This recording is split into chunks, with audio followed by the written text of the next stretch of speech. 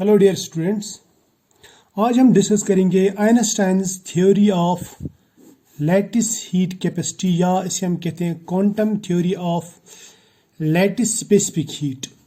ठीक है, इससे पहले जो थ्योरी हमने पढ़ी वो थी ड्यूलोंग पेटिट लॉ। मैं इसको लिखूंगा यहाँ पे डीपी लॉ, जो क्लासिकल थ्योरी है।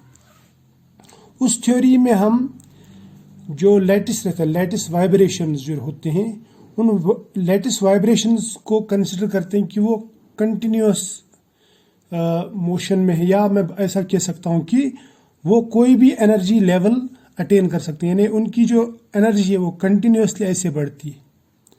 ठीक है, और ये जो थ्योरी है क्लासिकल थ्योरी, ये फेल हो गई कब? जब एक्सपेरिमेंटली इसको अप्लाई किया गया, स्पेशली एट लो टेम्परेचर, तब ये फेल हो गई। अब ये जो डिस्क्रिपेंसीज थी इस थ्योरी में, वो इस नई थ्योरी, ये जो अभी मैं थ्योरी बताने जा रहा हूँ, इस थ्योरी ने बहुत सारी वो डिस्क्रिपेंसीज या उसके जो मसले थे वो दूर कर दिए। इस नई थ्योरी को हम कहते हैं क्वांटम थ्योरी। क्वांटम थ्योरी क्यों कहते हैं ये मैं बताऊंगा यहाँ पे।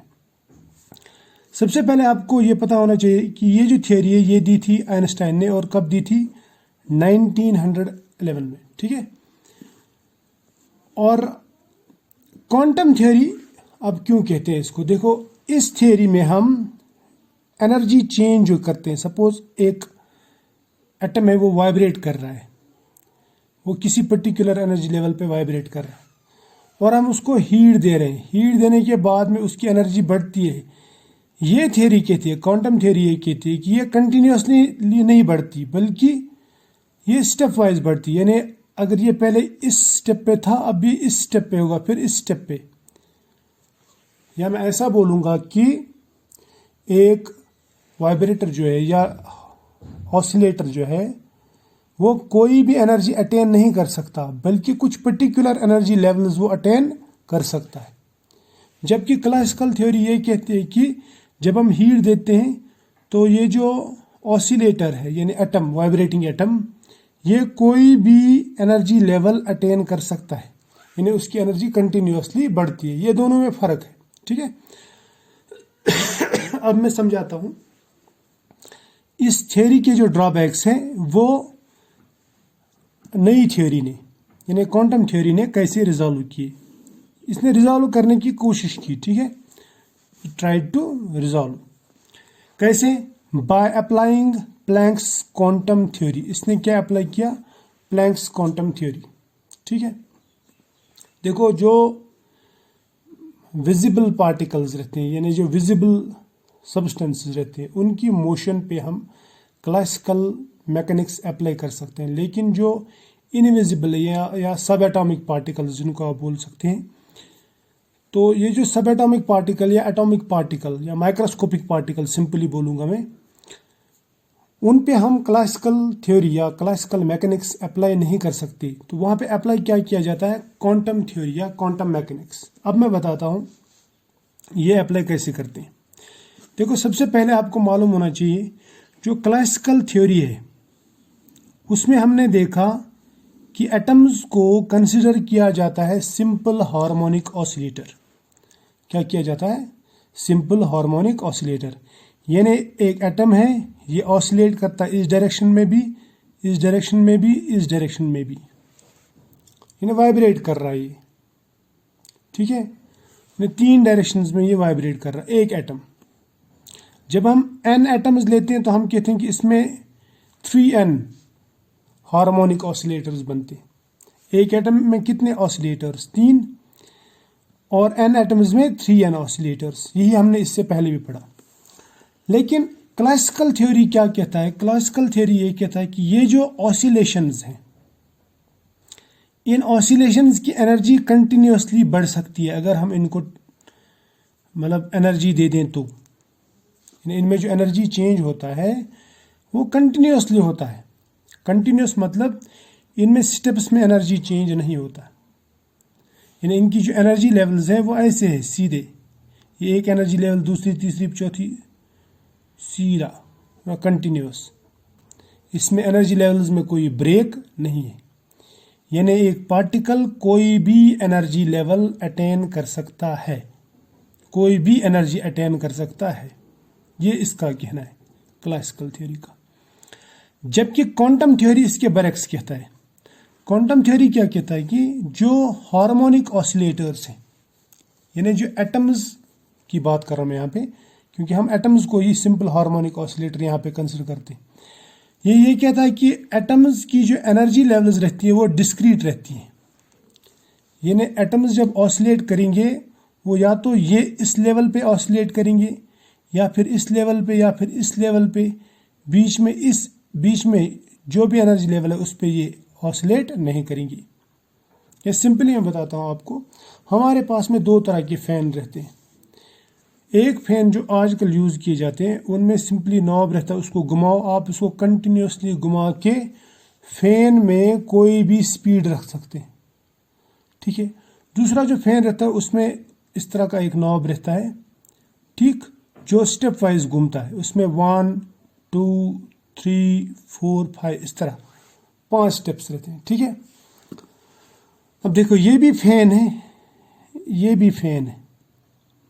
इस फैन में क्या करते हैं आप, इस फैन में आप फैन की जो स्पीड है वो स्टेप्स में बढ़ाते हैं, यानी फैन की स्पीड या तो इस स्टेप पे बढ़ेगी, ये स्पीड रहेगी, या फिर ये स्पीड रहेगी, या फिर ये स्पीड, या फिर ये बीच वाली स्पीड इसमें पॉसिबल नहीं है।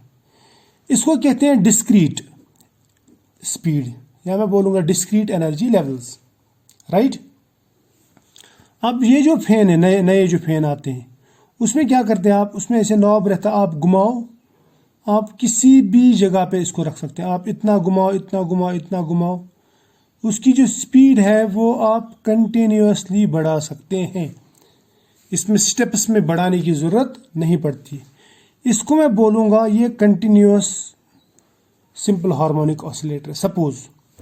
और ये वाला फैन जो है ये है डिस्क्रीट सिंपल हार्मोनिक ऑसिलेटर। समझ में आया ना, यानी इसमें जो एनर्जी चेंज आती है वो डिस्क्रीट आती है, यानी इसमें एनर्जी डिस्क्रीट एनर्जी लेवल्स रहती हैं, इसमें कंटिन्यूस रहती है।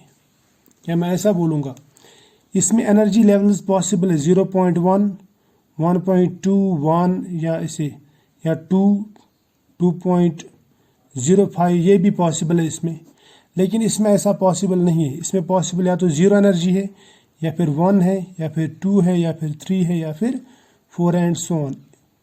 इसको कहते हैं हम क्वांटाइजेशन। ये 1 2 3 4 होना, एनर्जी लेवल्स होना, इसको कहते हैं क्वांटाइजेशन ऑफ एनर्जी लेवल्स। समझ में आया ना, इसीलिए हम इस थ्योरी को कहते हैं क्वांटम थ्योरी, राइट। शाबाश।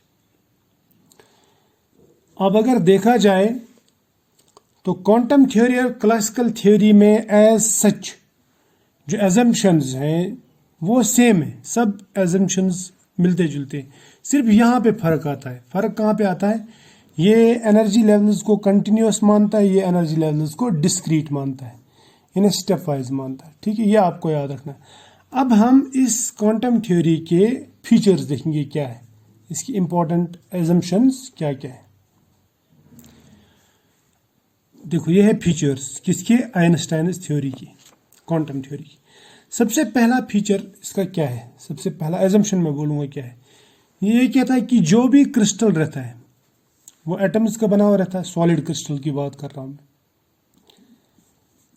और ये एटम्स जो है ये माने जाते हैं कि ये एक दूसरे के ऊपर डिपेंडेंट नहीं है, these are independent simple harmonic oscillators. इसका मतलब क्या है ये मैं समझाता हूँ। सपोज ये एक क्रिस्टल है, इस क्रिस्टल में मैं एटम्स बनाऊंगा, सपोज ये एक एटम है, दूसरा एटम, तीसरा, चौथा, मैं दूर दूर बना रहा हूँ ताकि बात समझ में आ जाए, वरना इतनी गैप इनमें नहीं रहती, ठीक है। सॉलिड की बात कर रहा हूँ। देखो ये एटम वाइब्रेट कर रहा है, ये ऐसे वाइब्रेट करेगा, ऐसे वाइब्रेट करेगा, ऐसे वाइब्रेट करेगा, 3 कोऑर्डिनेट्स पे ये वाइब्रेट करेगा। मैं बोलूँगा इसमें 3 डिग्रीज ऑफ फ्रीडम है, यानी 3 हार्मोनिक ऑसिलेटर्स की तरह ये बिहेव करता है। ये क्लासिकल थ्योरी भी ही कहती है। फिर ये भी ऐसे ही बिहेव करेगा, ये भी वाइब्रेट कर रहा है, लेकिन ये अपनी धुन में है, ये अपनी धुन में, इसका इससे कुछ लेना देना नहीं, इसका इससे कुछ लेना देना नहीं, इसका इससे कुछ लेना देना नहीं है। लेना देना मतलब इसकी वाइब्रेशन अपनी जगह, इसके मोशंस अपनी जगह, इसके मोशंस अपनी जगह, यानी ये एक दूसरे पे असर नहीं करते। यानी इसकी वाइब्रेशन से इस पे कोई फर्क नहीं पड़ता, इसकी वाइब्रेशन से इस पे कोई फर्क नहीं पड़ता। ये कौन कहता है? ये क्वांटम थ्योरी कहती है। ये पहला एजम्पशन है इसका, ये याद रखना। हो सकता है फॉल्टी भी हो, लेकिन आपको ये याद रखना। दूसरा जो है, दूसरा यही कहता है कि एटम्स हैव आइडेंटिकल एनवायरनमेंट। क्या है इनका? Identical environment. मतलब जो एनवायरनमेंट इसका है वही इसका भी, जो वही इसका भी, वही इसका भी, वही इसका भी, वही इसका भी। या मैं बोलूंगा कि जिस फ्रीक्वेंसी से ये पार्टिकल वाइब्रेट करता है उसी फ्रीक्वेंसी से ये भी वाइब्रेट करता है, और ये भी 3 हार्मोनिक ऑसिलेटर बनाता है, ये भी बनाता है, ये भी बनाता है, ये भी बनाता है। सब पार्टिकल्स 3 हार्मोनिक ऑसिलेटर्स की तरह काम करते हैं। समझ में आया? और इनकी जो फ्रीक्वेंसी है वो भी सेम है, यानी सेम फ्रीक्वेंसी से ये वाइब्रेट करते हैं। क्लियर? समझ में आया? यानी इनकी फ्रीक्वेंसी जो है वो क्या है? बराबर बराबर। यानी frequency 1 is equal to frequency 2, frequency 3 and so on. इतना आपको याद रखना। Same element. अब आते हैं ऑसिलेशंस जो है, यानी ये जो वाइब्रेट कर रहे हैं, वाइब्रेशन में ये हर वैल्यू अटेन नहीं करते, यानी इनकी जो एनर्जी है वो फिक्स रहती है। इसका मतलब ये हुआ, सपोज एक एटम वाइब्रेट कर रहा है, या तो ये यहाँ से यहाँ तक वाइब्रेट करेगा, या तो ये यहाँ से यहाँ तक वाइब्रेट करेगा, या यहाँ से यहाँ तक वाइब्रेट करेगा। यहाँ से यहाँ तक पॉसिबल नहीं है, यहाँ से यहाँ तक पॉसिबल नहीं है, यहाँ से यहाँ तक पॉसिबल नहीं है। यानी इसके कुछ फिक्स लेवल्स रहते हैं। यानी या तो ये यहाँ से यहाँ तक स्ट्रेच होगा, या तो यहाँ से यहाँ तक स्ट्रेच होगा, या फिर यहाँ से यहाँ तक स्ट्रेच होगा। बीच के जो लेवल्स हैं उनमें ये वाइब्रेट नहीं करता, यानी वहाँ तक ये स्ट्रेच नहीं होता। इसको बोलते हैं डिस्क्रीट एनर्जी लेवल्स या वैल्यूज ऑफ एनर्जी लेवल्स। यानी या तो ये 0 एनर्जी लेवल में वाइब्रेट करेगा, यानी कुछ भी नहीं करेगा, या फिर फर्स्ट लेवल में, या सेकंड, या फिर थर्ड एनर्जी लेवल में। ये हम आगे भी देखेंगे। राइट? यहाँ तक तो ठीक है, शाबाश। उसके बाद में एक सॉलिड है, अगर उसके पास में n नंबर ऑफ एटम्स हैं, तो इसका मतलब उसमें 3 है n हार्मोनिक ऑसिलेटर्स। वो मैंने आपको ऊपर भी दिखाया। एक एटम एक एटम 3 हार्मोनिक ऑसिलेटर्स की तरह काम करता है। अगर इसमें n एटम्स हैं तो we have 3n harmonic oscillators. यहाँ तक तो समझ में आया? ये हो गई और एक एजम्पशन। अब उसके बाद में जो 5वीं एजम्पशन है, समझ में आया ना? 5वीं एजम्पशन वो क्या है? ये कहता है कि दीज एटॉमिक ऑसिलेटर्स। अब हमारे पास में जो ऑसिलेटर है ना, यानी वाइब्रेटिंग एटम, दे ओबे मैक्सवेल बोल्ट्जमैन स्टैटिस्टिक्स, यानी MB स्टैटिस्टिक्स बोलूंगा मैं। इसका मतलब क्या हुआ? इसका मतलब ये हुआ कि कुछ पार्टिकल्स की एनर्जी कम हो सकती है, कुछ की बहुत ज़्यादा हो सकती है, लेकिन ज़्यादातर जो पार्टिकल्स हैं उनकी एनर्जी ऐसे दरमियान में रहती है। यानी कुछ पार्टिकल्स की एनर्जी कम रहेगी, कुछ की बहुत ज़्यादा रहेगी, लेकिन ज़्यादातर पार्टिकल्स की जो एनर्जी है वो एवरेज के नज़दीक रहेगी। समझ में आया ना? या मैं ऐसा भी बोल सकता हूँ कि हर एक पार्टिकल की एनर्जी एक जैसी नहीं है। एनर्जी की बात कर रहा हूँ, एनर्जी वो सेम नहीं है। बहुत सारे पार्टिकल्स की एनर्जी मैच होती है, मतलब एक दूसरे के नज़दीक है, लेकिन कुछ पार्टिकल्स की ज़्यादा होगी एनर्जी, कुछ की कम। समझ में है ना? उस सूरत में अगर हमें सभी एटम्स की एनर्जी निकालनी हो, सभी एटम्स की एनर्जी निकालनी हो, तो हम उनकी एवरेज एनर्जी निकालेंगे ताकि डिस्ट्रीब्यूशन हमें बराबर दिख जाए। उसको हम कहते हैं मैक्सवेल बोल्ट्जमैन डिस्ट्रीब्यूशन। या स्टैटिस्टिक्स, राइट। यानी हम जब भी एनर्जी निकालेंगे हम यहाँ पे एवरेज एनर्जी निकालेंगे। क्या निकालेंगे? एवरेज एनर्जी, क्योंकि हर एक पार्टिकल की एनर्जी एक जैसी नहीं है। क्लियर? समझ में आया? शाबाश। अब और एक चीज़ आपको याद रखनी है जो खास है, आपको ये याद रखना है कि correlation between motions of neighbouring atoms is ignored. मैंने ये ऊपर भी आपसे कहा कि अगर एक एटम यहाँ पे, दूसरा यहाँ पे है, दूसरा यहाँ पे, ये वाइब्रेट कर रहा है, ये अपनी धुन में, ये अपनी धुन में है, ये भी वाइब्रेट कर, इससे इस पे कोई फर्क नहीं पड़ता, इससे इस पे कोई फर्क नहीं पड़ता, राइट। ये इसमें जो कोरिलेशन है वो इस थ्योरी में बिल्कुल ही इग्नोर किया गया। ये आपको याद रखना। हालांकि ये फॉल्टी एजम्पशन भी है, लेकिन आपको यहाँ पे याद रखना है कि आइंस्टाइन ने ये वाला जो एजम्पशन है, ये वाला जो एजम्पशन लिया, उसमें इसने कहा कि एटम्स के दरमियान कोई कोरिलेशन नहीं है, उनके मोशन के दरमियान कोई कोरिलेशन नहीं है, राइट। शाबाश। अब नज़र रखो यहाँ पे। अब मैं इसको मैथमेटिकली थोड़ा सा करता हूँ। देखो, अगर आप प्लैंक्स क्वांटम थ्योरी लेंगे, प्लैंक्स क्वांटम थ्योरी, उसमें अगर हमें किसी भी ऑसिलेटरी, मान लीजिए एक एटम ही ये ऑसिलेट कर रहा है, इधर ऑसिलेट कर रहा है, इधर ऑसिलेट कर रहा है, इसकी अगर हमें एनर्जी निकालनी है तो हम इस ऑसिलेशन की, इस ऑसिलेटर की एनर्जी को इस तरह निकालते हैं। Energy of oscillation is equal to H new.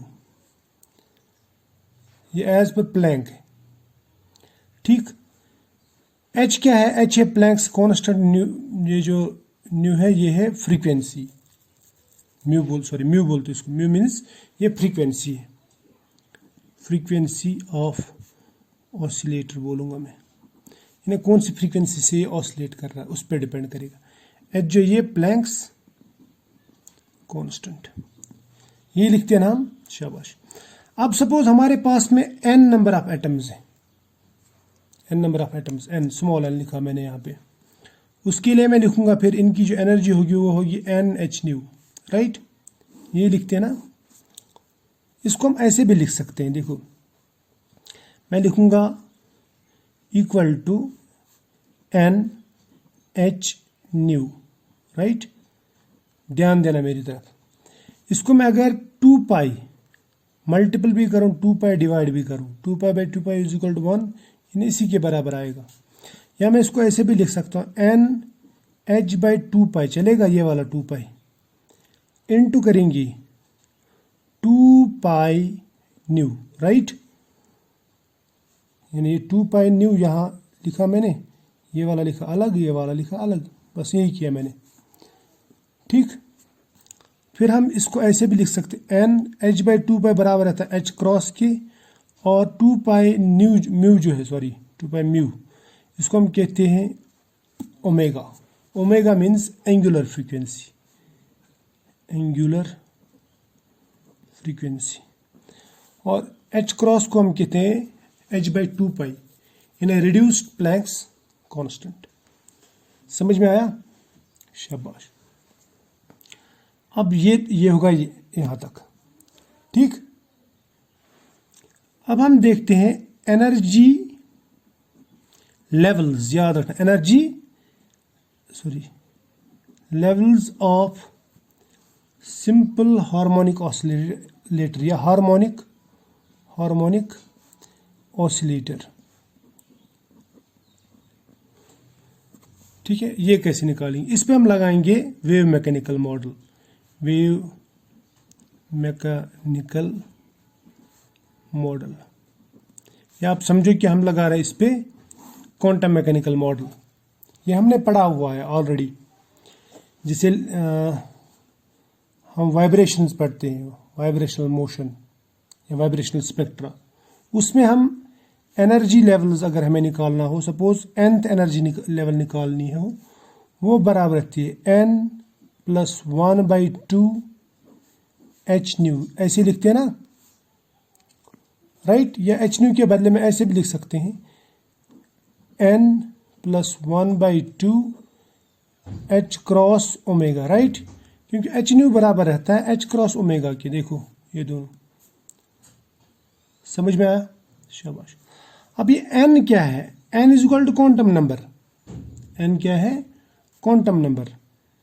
n 0 1 2 3 4 5 कुछ भी रह सकता है, because it is quantum number.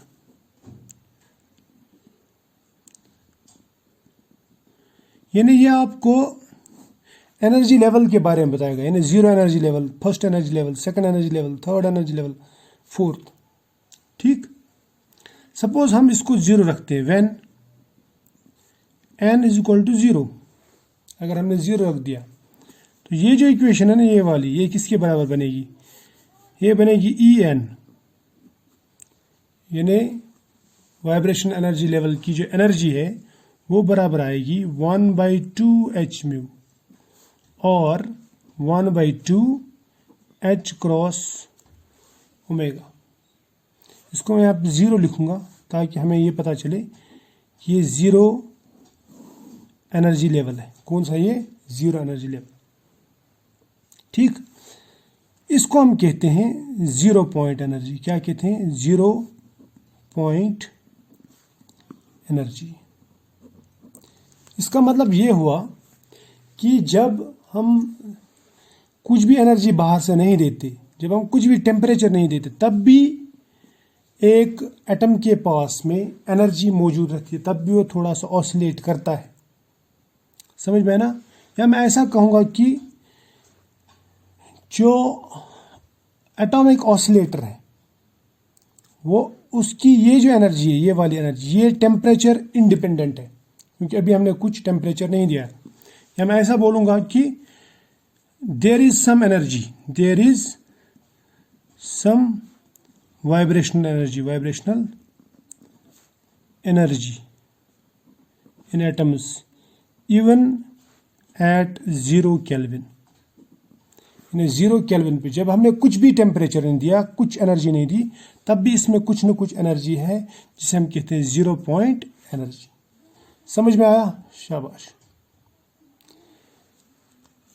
इसी तरह से अगर हम यहाँ पे वैल्यू 1 देंगे तो फर्स्ट वाइब्रेशनल एनर्जी की एनर्जी कुछ अलग आएगी, फिर सेकंड वाइब्रेशनल एनर्जी की वैल्यू कुछ अलग आएगी। समझ में आया ना।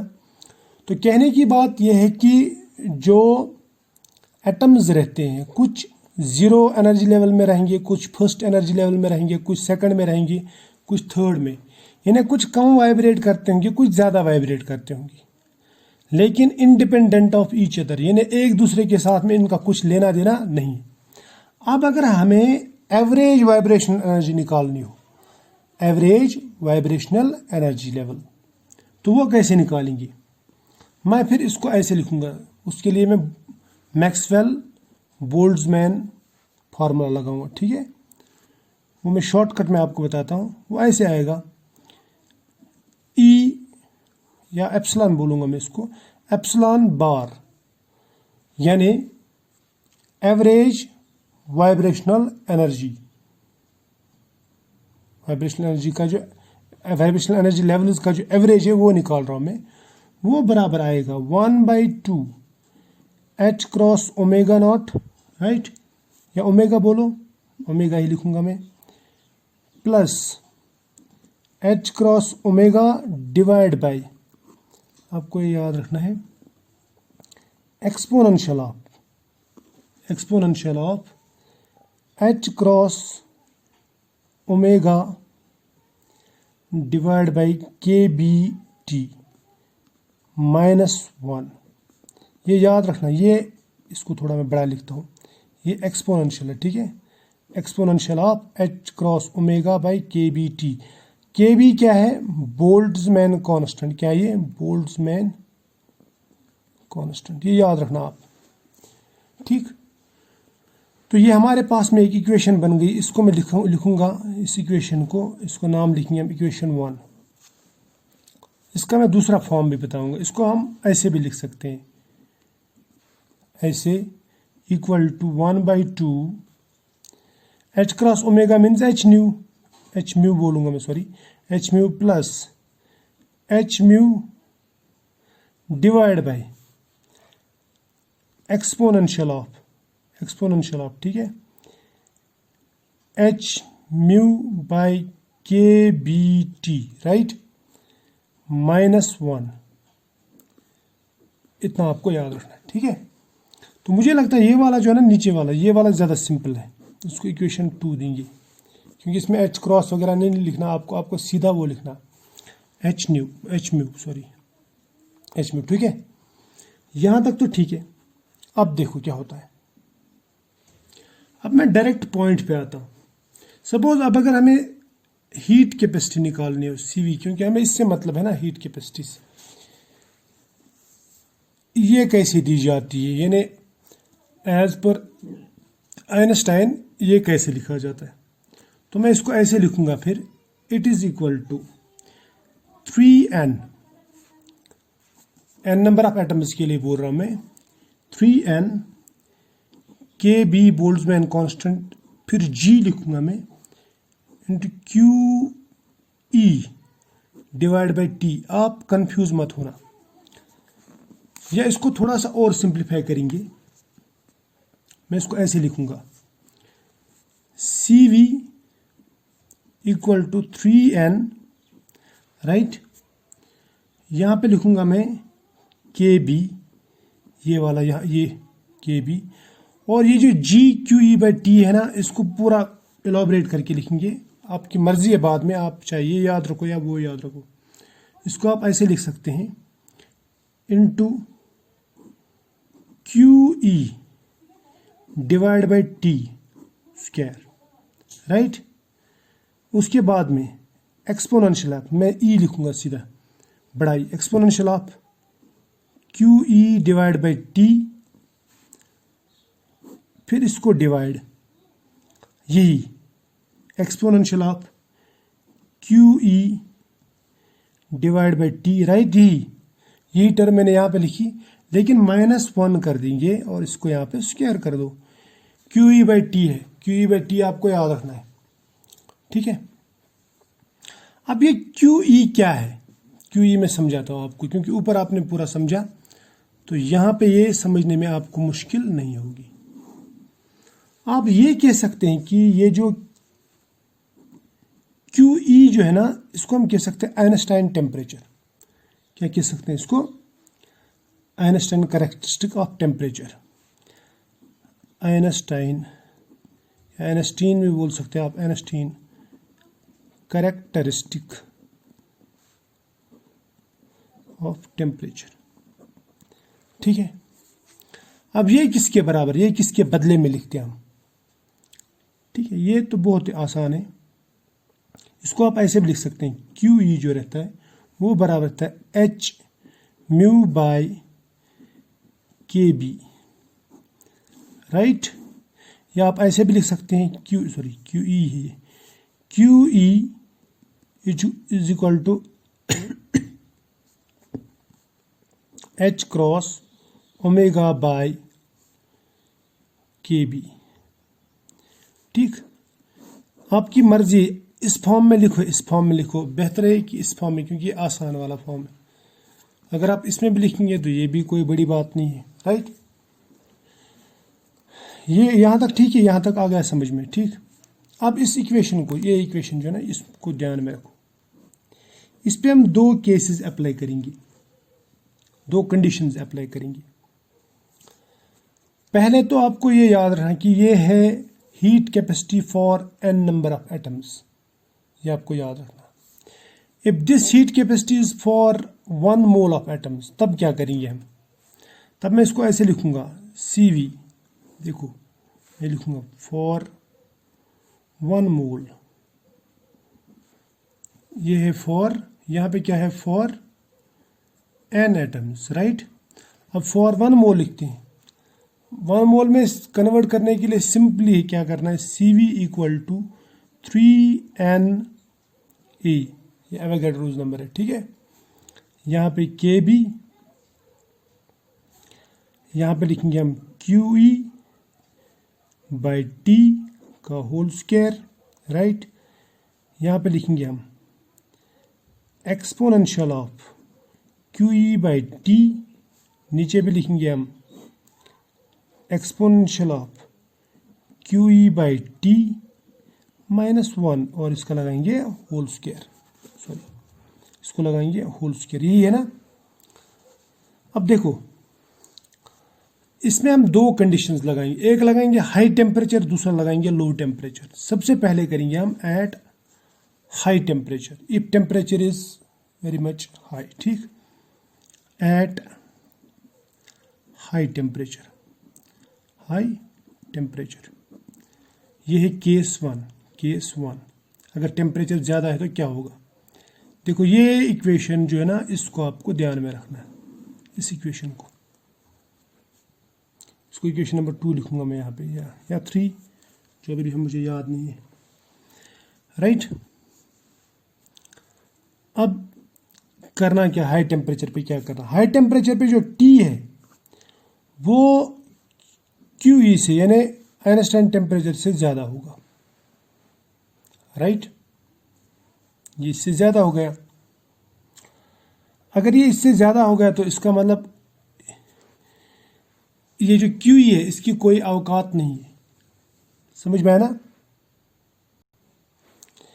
इसकी कोई औकात नहीं है, मतलब ये पूरा पूरा पूरा ये कैंसिल हो जाएगा यहाँ से यहाँ तक, यानी इसको लिखने का कोई फायदा नहीं है।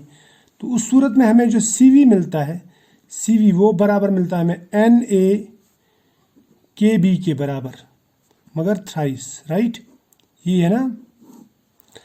देखो अगर T ज़्यादा है QE से, तो QE की कोई औकात नहीं है, अगर हम QE को T से बाद में डिवाइड करेंगे तो उसका वैल्यू नेग्लिजिबल हो जाएगा, नेग्लिजिबल ख़त्म। तो ये पूरी जो टर्म है यहाँ से यहाँ तक बड़ी टर्म, ये पूरी कैंसिल हो जाती है और हमें मिल जाता है CV = NA × KB। अब हमें मालूम है KB जो है, KB बोल्ट्जमैन कांस्टेंट, वो बराबर रहता है R डिवाइड बाय NE, ये है ना, या मैं लिखूंगा R = NA × KB, सही है ना। KB बोल्ट्जमैन कांस्टेंट है, N है एवोगैड्रोस नंबर, N क्या है, एवोगैड्रोस नंबर, राइट। तो फिर हम इसको ऐसे लिख सकते हैं CV = 3R, याद आ गया, शाबाश। अब ये जो इक्वेशन है ना, इस जैसी इक्वेशन कहाँ पे मिलती है हमें, ये है डुलोंग पेटिट लॉ। इसका मतलब at low temperature, high temperature, high temperature, Einstein जो थ्योरी है और डीपी मतलब डुलोंग पेटिट लॉ, DPL, ये दोनों आपस में बराबर है, यानी ये एक दूसरे को एग्री करते हैं एट हाई टेम्परेचर। अब देखते हैं लो टेम्परेचर पे क्या होता है, एट लो टेम्परेचर, ये केस 2 है, केस 2 में क्या होता है, लो टेम्परेचर पे T is very much less than QE। अब यहाँ पे QE ज़्यादा है, यानी इस सूरत में QE ज़्यादा है, T कम है, तो QE कुछ इसकी औकात है लेकिन इसकी औकात नहीं है, टेम्परेचर की औकात नहीं है। तो इसका मतलब लो टेम्परेचर पे QE अगर ज़्यादा हो गया, टेम्परेचर कम हो गया, तो QE कटेगा नहीं, क्योंकि उसके T के डिवाइड करने से उस पर ज़्यादा फर्क नहीं पड़ता। इसका मतलब इसकी यहाँ पे कुछ ना कुछ एग्जिस्टेंस है, कुछ ना कुछ औकात है, ये अपने आप को कैंसिल नहीं करेगा, समझ में आया ना। ये होगी एक बात, कैंसिल नहीं करेगा। दूसरी बात, QE T से जो ना ज़्यादा है तो इसका मतलब 1 से भी ज़्यादा होगा, तो 1 जो है 1 ये यहाँ पे कैंसिल हो जाएगा। अब अगर ये कैंसिल हो गया तो यहाँ पे क्या रहता है, exponential of QE by T। क्यों यहाँ पे कैंसिल करेंगे, क्योंकि 1 का स्क्वायर भी 1 ही आता है, लेकिन इसका स्क्वायर स्क्वायर बन जाएगा। तो उस सूरत में ये दोनों जो है, अगर आप इसके स्क्वायर से 1 निकाल भी दें तो उससे कोई फ़र्क नहीं पड़ता, ये ऑलमोस्ट उतना ही रहता। तो ये और ये कट हो जाता है, राइट? समझ में आया? ये और ये कट हो जाता है। या आप ऐसे भी बोल सकते हैं कि इसको मैं इस तरह लिखूंगा, इसके स्क्वायर में से ये एक कट, यानी 1/, यहाँ पे रह जाएगा। ये देखो, ये स्क्वायर है ना, ये स्क्वायर है, इसमें से माइनस हमने कट कर दिया, ये आ गया exponential of Q by T divide by Q by exponential of Q by T का होल स्क्वायर, राइट? सॉरी, ये दोनों, ये जो ना, ये क्यू बाई टी है, ये क्यू बाई टी, इसका होल स्क्वायर, इसमें से एक ये कट। या आप इसको ऐसे भी लिख सकते हैं, इसको ऊपर ले जाओ तो ये बन जाएगा exponential of minus Q by T, क्योंकि एक बचता है ना, एक ये तो कट हो जाता है, इसमें से एक बच जाता है, ऊपर ले जाएंगे तो वो माइनस हो जाएगा। तो मैं इसको ऐसे लिखूंगा। फिर इस टर्म को याद रखो, हमें लिखना है फिर 3NAKB, NAKB के बदले में लिखेंगे R, राइट? तो मैं लिखूंगा 3R, फिर क्या लिखेंगे, QE बाई टी का whole square into exponential of QE minus QE by, sorry, exponential of minus QE by T. तो ऐसे लिखूंगा मैं लिखूंगा CV is equal to 3R। यहाँ तक ठीक है? इन दोनों के बदले में लिखा 3R, शाबाश। फिर लिखेंगे QE बाई टी का होल स्क्वायर, लिखा मैंने QE बाई टी का होल स्क्वायर, राइट? यहाँ तक ठीक है? उसके बाद में ये स्क्वायर है, स्क्वायर में से ये एक कट, तो इसका स्क्वायर खत्म, राइट? लेकिन ये डिवाइड में ये ऊपर ले जाएंगे तो ये बन जाएगा exponential of minus Q by T. तो ये हो जाएगा into exponential of minus Q E divide by T, right? यहाँ तक तो ठीक है, शाबाश। तो हमें मिल जाती है ये इक्वेशन। ये इक्वेशन कब मिलती है? जब हमारे पास टेम्परेचर लो रहता है। तो लो टेम्परेचर पे हीट कैपेसिटी टेम्परेचर डिपेंडेंट हो जाती है, राइट? समझ में आया ना? यानी ये 3R के बराबर नहीं है, बल्कि 3R को कुछ और भी मल्टीपल करना पड़ता है। तो ये जो ये वाला फैक्टर, मैं इसको बोलूँगा ये करेक्शन फैक्टर है। समझ में आया? क्लियर? तो ड्यूलॉन्ग और पेटिट लॉ में ये वाली जो चीज़ है ये नहीं है। ड्यूलॉन्ग और पेटिट लॉ में यहाँ तक है, तो यहाँ से यहाँ तक ये फिट होता है ड्यूलॉन्ग पेटिट में। लेकिन अगर हम उसमें कुछ करेक्शन टर्म यानी ये मल्टीपल कर देंगे तो वो भी लो टेम्परेचर्स पे फिट हो जाएगा, राइट? ये होगी एक बात। अब इसमें ड्रॉबैक्स क्या है? ये जो आइंस्टाइन्स मॉडल है ना, ये बिल्कुल उससे एडवांस्ड है ड्यूलॉन्ग पेटिट लॉ से, लेकिन इसमें भी प्रॉब्लम्स है। ये ज़्यादा सिंप्लीफाइड है, ड्रॉबैक बोलूँगा मैं इसका, ड्रॉबैक। सिंप्लीफाइड है, सिंप्लीफाइड मतलब इसने कुछ मॉडल को ज़्यादा सिंपल बनाया है। यानी इंटरेक्शंस जो है, इंटर एटॉमिक इंटरेक्शंस, वो इसने कंसिडर नहीं की। यानी अगर एक एटम वाइब्रेट करता है तो दूसरे एटम पे तो ज़रूर असर पड़ेगा, क्योंकि दूसरे एटम के साथ में भी वो इंटरेक्ट करेगा। उन दोनों के एटम्स के बीच में force of attraction, force of repulsion होते हैं, उन पे असर पड़ेगा। वो सब चीज़ें इस आइंस्टाइन थ्योरी में कंसिडर नहीं की गई, इसलिए ये हर जगह पे एप्लीकेबल नहीं है। एप्लीकेबल है लेकिन ये एग्जैक्ट वैल्यू नहीं दे सकता, क्योंकि इसमें हर तरह की इंटरेक्शन इसने कंसिडर नहीं की। ये बहुत ही ज़्यादा सिंप्लीफाइड थ्योरी है। क्लियर? तो इस थ्योरी के बाद में हम पढ़ेंगे डिब्बाई थ्योरी, ठीक है, जो इसके बाद में आएगी, ठीक है।